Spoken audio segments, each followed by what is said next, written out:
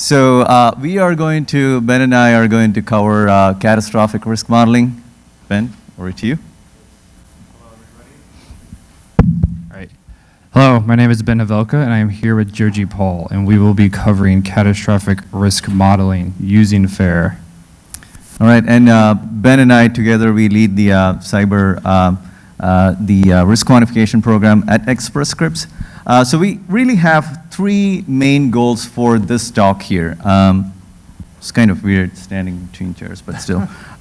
Three goals here. One is we want to provoke your thoughts to catastrophic risk and how or why it's really important to be done. Number two is we want to draw some parallels between the FAIR ontology and the traditional CAT models. And number three is we want to leave you with some practical ways of doing it. Before you go to the next slide, Ben, I want to talk about the cats here. So since it's actually a talk about cat modeling, we thought that it's only fair to bring some feline friends with us. But interestingly enough, dragging random pictures out of the internet is actually heavily frowned upon at our place. So we decided to produce some original content. So our plan was to actually use Ben's cat, take a couple pictures and actually put it in here. But it turns out that Ben's cat is not very photogenic. So that is a lie. Yeah. So naturally, Ben was upset, Cosmo was upset. So we actually settled on, okay, we'll do this. We'll actually mention about Cosmo, which is actually Ben's cat, and then we'll proceed. So shout out to Cosmo. You almost made it, buddy. All right. Next slide. All right. So usually when I do slides, I actually try to start with the why before the what. But in this case, I'm actually going to talk about the what a little bit so that we can all align on terminology. So what is a catastrophe in cybersecurity? I mean, these are the black swan events that most of us know about, talk about, but rarely understand or is able to articulate in quantifiable ways. And these could be your 1 in a 100-year event, or it could be your 1 in a 250-year event. Can you go to the next slide?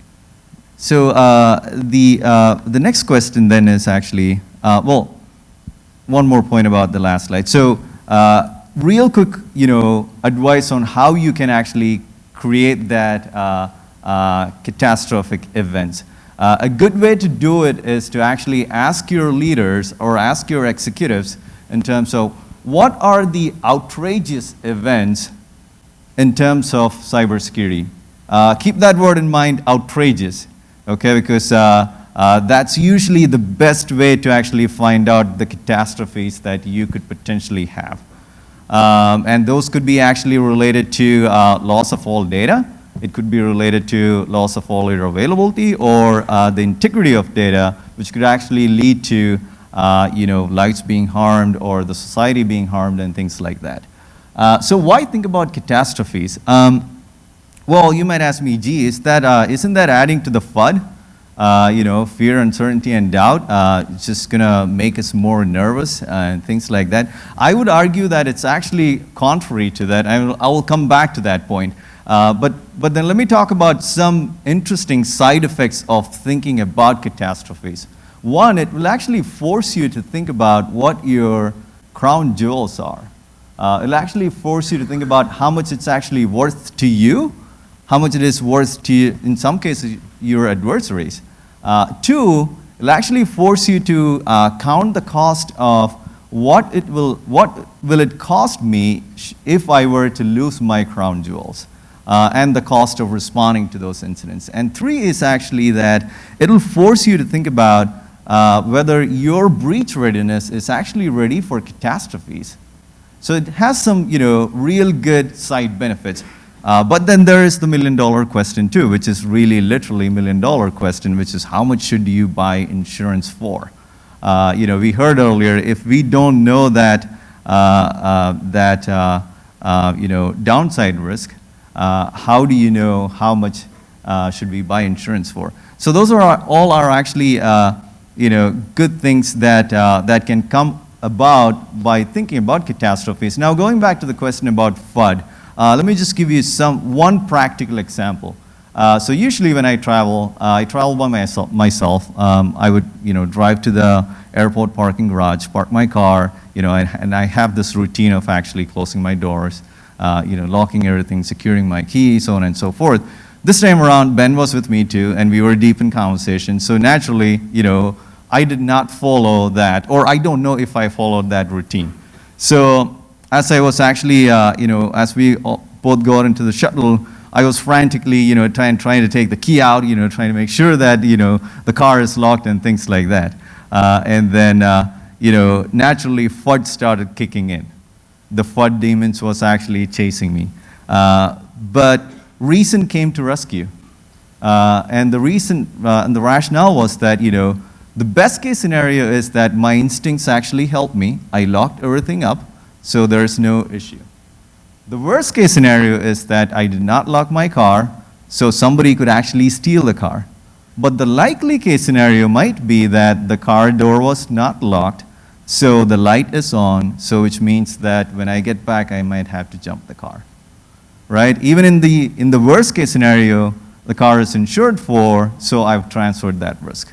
So I would argue that when you think about catastrophes, it'll actually have the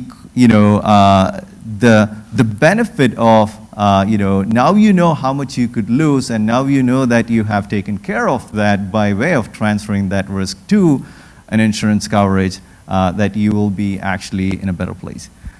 So in the next few slides, I'm actually going to turn it over to Ben. He's going to walk you through a traditional catastrophe model, how FAIR is very much aligned to a traditional catastrophe model, and then a practical tips on how to do catastrophe modeling using FAIR.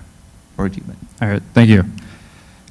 Now, the origins of catastrophic modeling date way back to the early 1800s, when residential insurers would actually hang up giant maps in their office and stick pins on that map to help them visualize concentrations of fire and lightning exposures.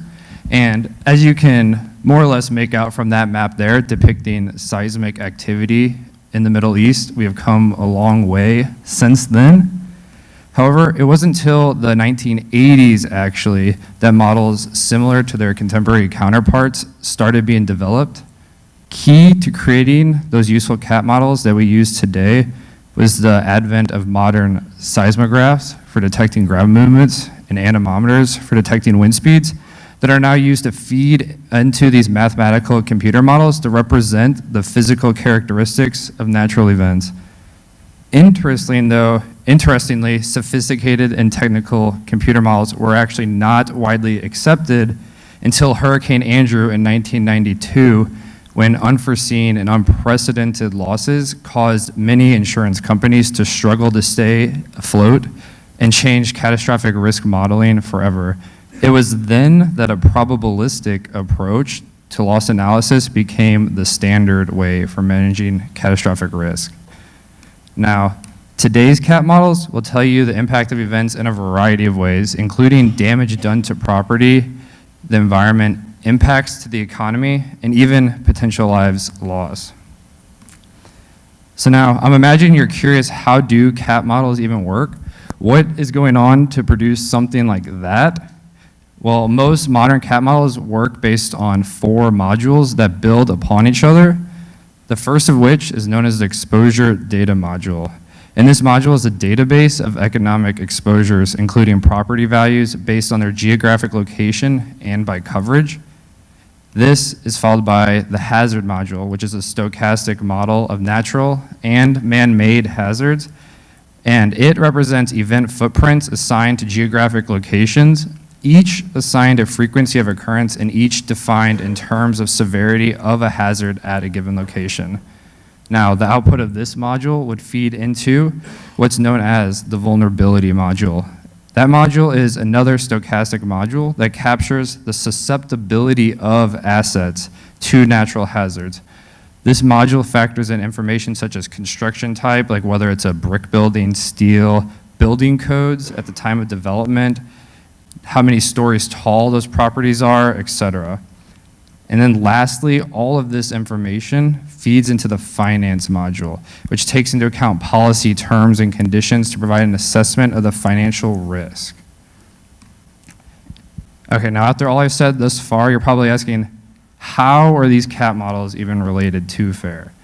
Well, I would contend that the loss of magnitude, or the exposure module is not all that different than the loss of magnitude side of the FAIR model. The hazard module is analogous to the threat event frequency, and vulnerability is coincidentally actually very similar to how FAIR models vulnerability. And now putting it all together, the finance module bears striking resemblance to the head of the FAIR model, what we call risk. Let me dive a little deeper into these comparisons using hurricanes as an example. So when you're modeling for losses for catastrophic events, like with any FAIR analysis you do, it is absolutely key that you are explicit in your scope. A clearly defined understanding of a catastrophe is absolutely necessary for accurate cost modeling. In the case of modeling hurricane risk, for example, a portfolio of properties along the East Coast, you need to know what are the property values that could result in loss and specific geographic locations for these properties. For us, we're concerned with where are our data centers located, what sort of data do we have there, how much of it, how many records, and what is the value of those records. With this in mind, what are the primary and secondary losses in your defined catastrophe that you're interested in?